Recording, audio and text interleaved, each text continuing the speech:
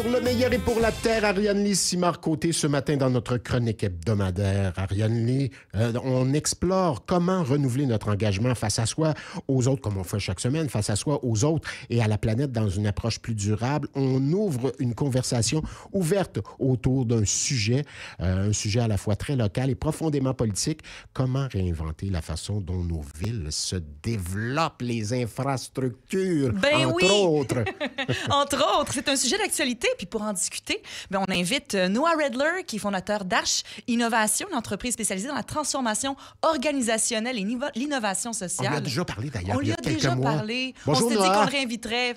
Ben, bonjour Charles, bonjour Ariane Lee. Je suis content d'être de retour avec vous. Toujours un plaisir, Noah. D'ailleurs, Ariane Lee va continuer de te présenter pour ceux et celles qui nous écouteraient pour la première fois. Oui, quand même, parce que c'est pas rien, tu as été... T'es big, Noah. Ancien directeur du campus de la Maison Notman à Montréal. Bien sûr, tu as été reconnu en plus comme l'un des 25 leaders qui feront bouger le Québec par les affaires. C'est quand même pas rien. Ça reste à voir. Ça reste à voir. En fait, voilà, tu as été cofondateur de la Tournée des entrepreneurs et du membre du Conseil du regroupement des jeunes chambres de commerce du Québec. Puis tu depuis des décennies à bâtir un écosystème d'innovation plus inclusif, durable et profondément ancré dans les communautés. J'avais envie de t'inviter aujourd'hui dans une conversation ouverte sur comment mieux innover dans les projets municipaux, notamment dans l'approvisionnement public pour faire place aux solutions locales et aux acteurs émergents. On commence en force. On part ça fort. D'ailleurs, il y a un débat à 11h30 le mercredi avec M. Letourneau là-dessus. Ben oui. Fait qu'on est comme un peu dans un pré-débat. On met la table. Exactement, ce matin. Comment on peut réinventer ça autrement, Noah, de repenser nos villes, finalement? On commence avec une grande question. Ah oui, on est de même, nous autres. Moi, je suis quelqu'un qui croit beaucoup, évidemment, à utiliser de l'innovation pour améliorer notre ville.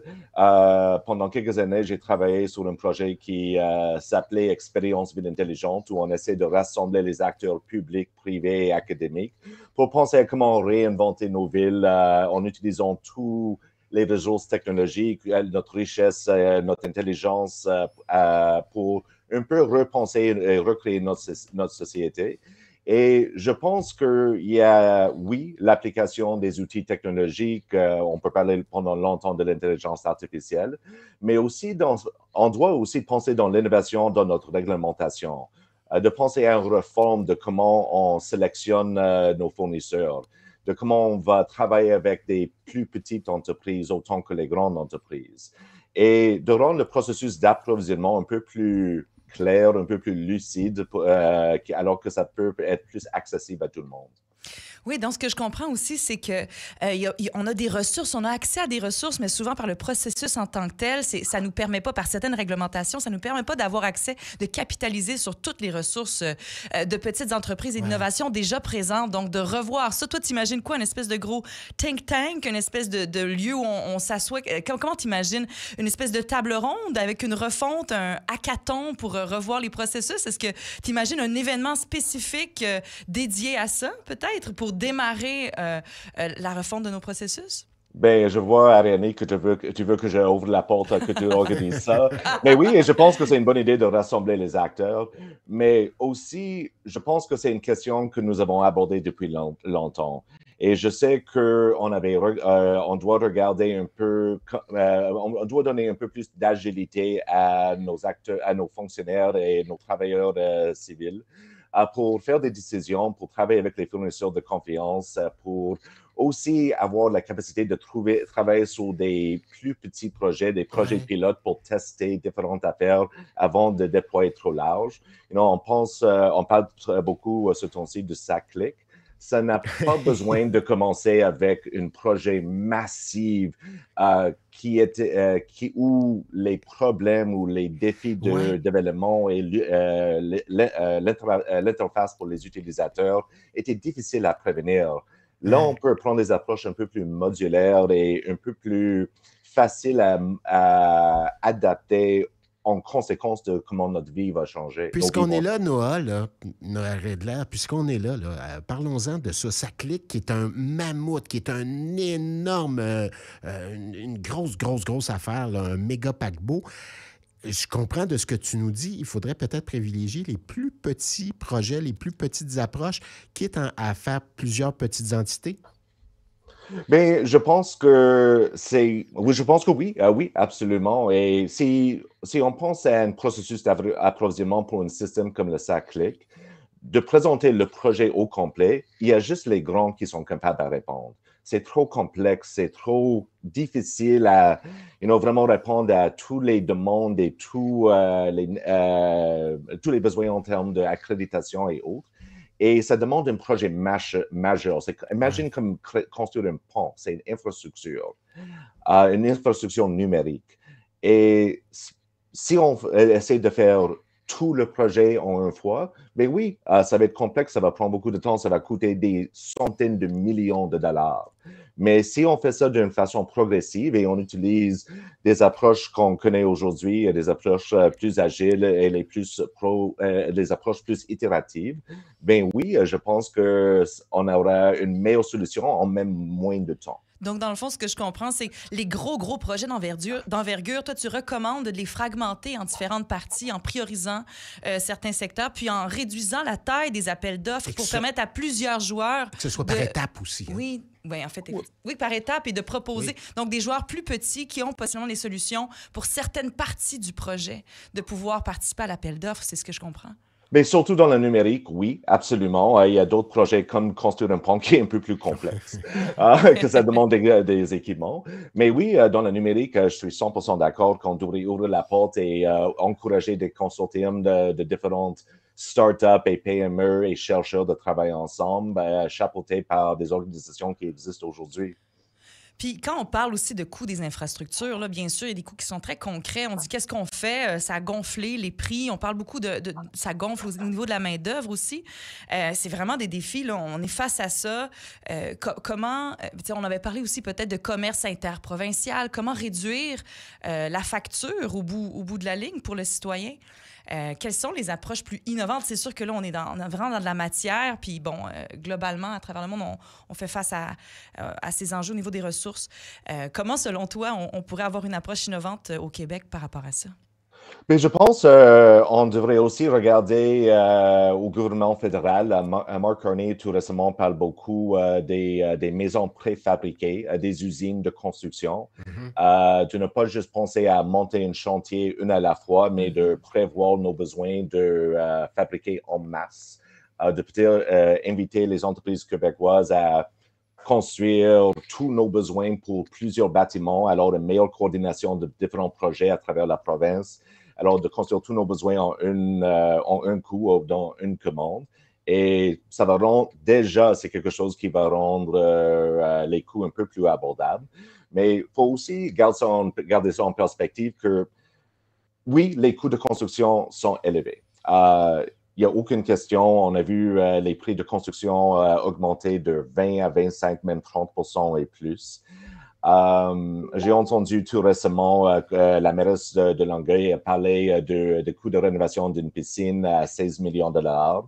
Mais en passant, en 2008-2009, les rénovations du complexe sportif et les piscines, des piscines au complexe sportif Claude Robillard à Montréal, ça coûtait 14 millions de dollars en 2008-2009. Alors, oui, c'est une augmentation de 2 millions de dollars. En même temps, on voit des compressions. Les sources de financement sont moins disponibles. Les programmes provinciaux ou fédéraux ont tous été réduits ou coupés. Alors, les municipalités ont plusieurs défis ils doivent répondre à plusieurs défis en même temps. Et ça n'aide pas la donne. Ouais. Puis je me demandais, est-ce que l'idée de faire intervenir le privé, là, de dire, OK, au privé, on vient sponsoriser une infrastructure, est-ce que tu crois que c'est la solution? Ça fait partie de la solution? Mais oui, je pense qu'on devrait être plus ouvert à travailler en collaboration entre les différents secteurs. Les PPP, je suis pour ce type de projet, mais on ne devrait jamais confondre un projet qui est au bénéfice d'une communauté versus un projet qui est un service offert. Bien sûr. Alors, donc, il y a certains projets où des PPP sont, je pense que devraient être mieux apprécié comme façon de faire avancer le projet. Mais il y a des services comme pas dans le santé, par exemple. Oui. Pas dans la santé. Dans la santé, ouais. Enfin, on garde ça comme c'est là, ça va très bien. Ouais. Noah, dis-moi, que penses-tu des politiques du plus bas soumissionnaire? C'est quelque chose d'important ou c'est quelque chose qu'on doit repenser? Je suis complètement contre cette politique. Et il y a un certain contexte, dans lesquels ça fonctionne, par exemple, si on veut acheter des crayons. Mais quand on parle de construire un projet majeur ou de proposer un service, moi, en tant que quelqu'un qui a répondu à des dizaines d'appels d'offres, je peux dire que j'ai perdu plusieurs appels juste en raison parce que j'avais une soumission qui coûtait 1 000 $ ou 1 500 $ de plus, même si c'était un collaborateur avec qui j'ai déjà travaillé dans le passé. Alors, c'était quelqu'un qui me connaissait, avec qui on avait une bonne relation d'affaires, où il aimait travailler avec nous, mais il n'avait pas le droit de décider de travailler avec nous de nouveau parce que j'avais bidé 1 500 $ de plus que l'autre fournisseur. Et ce n'est rien contre l'autre fournisseur. C'est ça, le game, tout le monde le joue. Mais je pense que c'est une politique qui existe pour un peu proposer une semblance d'équité, mais en raison que ça enlève le pouvoir décisionnaire de nos fonctionnaires et ça nous empêche d'avancer un peu plus rapidement. Beaucoup de grandes compagnies, entre autres, ont trouvé le moyen de déjouer la chose aussi. Hein. Oui, ça. Absolument, oui. En fait, c'est un sujet aussi tellement vaste parce qu'on pourrait aussi discuter de tout l'enjeu de quand il y a de l'innovation, on arrive avec des nouvelles technologies, mais la notion de durabilité de ces solutions-là dans le temps. Est-ce qu'elles vont durer? Est-ce que ça va... Tu sais, je veux dire, on parlait d'un... Moi, j'ai vécu dans un immeuble où est-ce que tous les tuyaux, littéralement, ont explosé 15 ans plus tard. Le Kitech, ça fait une espèce de grosse polémique. Mais tu sais, ça arrive aussi des fois qu'il y a de l'innovation dans certaines choses et puis on se rend compte que c'est pas durable alors qu'on promet un résultat sur 20, 30 ans. Ça fait partie aussi des essais et erreurs et des risques qui sont pris. Ouais. Donc, c'est sûr que c'est un sujet si complexe. On a tellement peu de temps pour en parler ce matin. On va en parler, Noah, c'est tout. Hein, Ariane, on va en reparler. On va en reparler. Est-ce que tu vas venir en reparler avec nous autres, Noah? Avec grand plaisir, parce oui. Parce qu'il y avait un dossier, comme la semaine dernière, là, on posait la question dans le devoir, comment se fait-il que construire... Puis on ne répond pas un matin, là. Comment se fait-il que construire une école privée, ça coûte beaucoup moins cher que construire une école publique? Il y a des questions à poser. Là. Écoute, j'ai un ami architecte.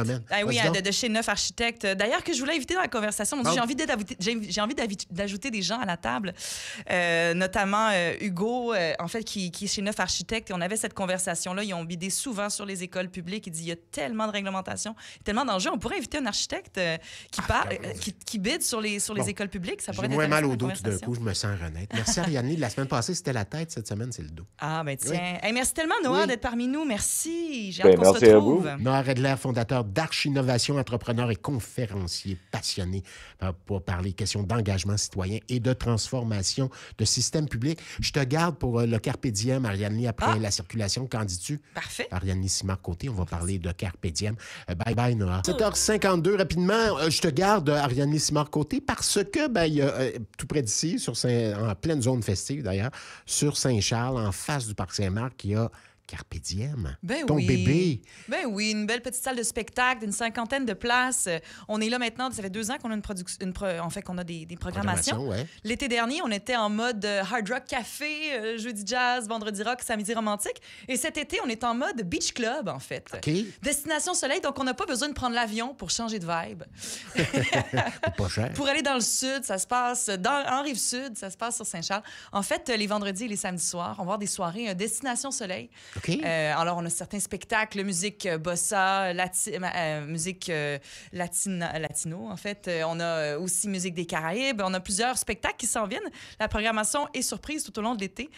Toutefois, on a des DJ, 7 DJ. On commence d'ailleurs vendredi prochain avec le DJ Splenius à 20h30, vendredi le 6 juin. Okay. Et ambiance... Comment? OK, j'ai dit OK. OK, ouais. Oui. Puis en fait, ce qui est sympa, c'est que la salle est aménagée, décorée un peu l'été. Donc, on va retrouver... ça va être vraiment... Parasols. Comment? Des parasols. Ben des parasols, mais on est un petit peu ambiance lounge du soir, comme si on était un peu dans un resort, mon Dieu. Tout compris. Dans un tout compris, Est-ce qu'on a des merci. bracelets? Tu mets des bracelets? Ah, ça serait génial, on devrait faire ça. En plastique recyclé, par contre. Effectivement, plastique recyclé. Mais donc, on est installé là, puis vraiment, c'est musique lounge. Tu sais, moi, j'ai quand même un petit univers avec c'est comme une petite boîte noire avec... il y a des lumières qui bougent, il y a de la fumée. Oui, c'est beau, c'est charmant. C'est très, très Ah beau. oui, j'aime ça, moi. Mais c'est vraiment une ambiance lounge. Oui. Donc, c'est en soirée plus tard. Donc, après qu'on ait fait la fête sur la rue, qu'on a vu les spectacles, qu'on soit sorti au soleil, on est comme dans le after un peu. Mais c'est sans alcool. Pardon, mon Dieu. On a une série de thés glacés qui sont assortis avec des saveurs de la Rive-Sud. Les saveurs de la Rive-Sud. Oui, le Butchertown Bourbon. Non, mais ils sont sans alcool. En fait, on a toute une série de thés glacés qui vont changer chaque semaine. OK. Le but, c'est pas de se prendre au sérieux, c'est vraiment d'aller C'est de rigoler. C'est s'amuser. juste d'avoir une autre ambiance, de discuter sur la rue, faire des rencontres. Et on va bouger, on va groover parce qu'on a de la musique. c'est On n'a fun, pas assez de ça. place pour vraiment danser de façon très intense. Ben, l'été, c'est amusant. Ben, On l'oublie. Ben oui, L'été, c'est le fait fun. pour jouer, c'est pas de moi, hein, d'ailleurs. Effectivement. Puis quand il pleut, là, il va toujours faire beau. Ah oui, tout à fait. À la salle Donc, Carpe Diem. Puis quand il va faire très, on va en très chaud savoir aussi, davantage sur on a de la Carpe Diem, clim. on fait quoi? Ben, on va sur sallecarpediem.com et on va surtout sur la page Facebook où on a toutes les nouveautés. Donc, ça sera annoncé en début de semaine. On va ouvrir la saison. Ça va durer toute la durée de la rue piétonne, les vendredis et les samedis On va faire soirs. du Parc Saint-Marc. Ben, on commence en force. Ariane voilà. Simard-Côté, merci infiniment. À la semaine Merci, prochaine. Charles.